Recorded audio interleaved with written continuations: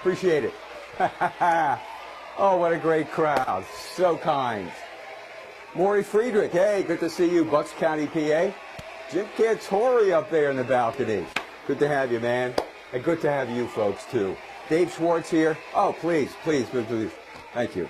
Thank you. New Windsor Pharmacy, huh? They've got it all. They got the pharmacy, everything you'd expect there from a hometown pharmacy. They've got the home health care center if you have additional needs. And this time of year, what with all the graduations and weddings, they got a full line of Hallmark cards and gifts. New Windsor Pharmacy out there on Quissaic Avenue in the Windsor. Give them a call and tell them Dave sent you. Heat index, today's weather term. We all know what that means, right? It is to summer as wind chill is to winter.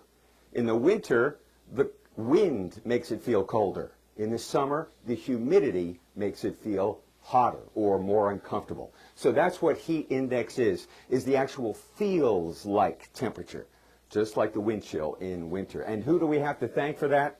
George Winterling. Speaking of winter, this guy was a fixture in Jacksonville, Florida TV weather. This is the guy who invented heat index, or should I say, humiture. George Winterling invented a term in 1978 he called humiture, which is the feels like, that's what we call today heat index.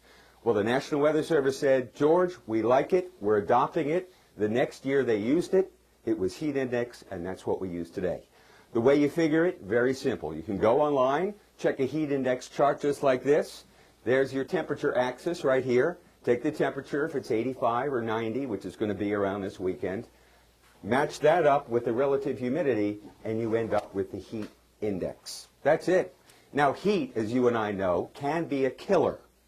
Where would you think, in America, last year we had the most deaths from heat? Florida, Texas, Rio Grande Valley, huh? Phoenix, Death Valley. Any of those? You're wrong. Check this out. On the edge of the Bermuda High, hot and humid, winds off the Gulf Coast, bang, Missouri, #1, led the nation in heat-related deaths. Here in New York State, we only had 1. That's deaths. Many people are injured from the heat.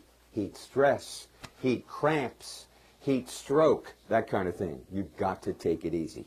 Now, right now, Mother Nature's been giving us all kinds of breaks the last couple of days. It's been gorgeous around here. Cold front slid through on Tuesday afternoon. It's offshore, high pressure, clear skies, cool nights, lovely.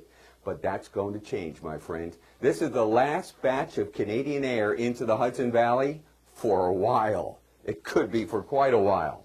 Cold fronts are going to approach us. This is your storm track. This actually is a forecast map for precipitation, for rain over the next 5 days. Basically where the fronts are going to be. Just north of us.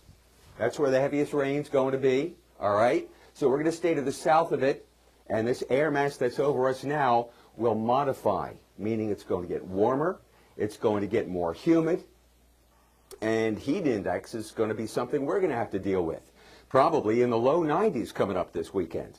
So there we are, the old front across the coastal Carolinas, the new fronts stalling out right here from Maine back into the Great Lakes and into the plains. This is where the severe weather threat is. But here we'll just have high pressure and southwest winds. This front may get close enough.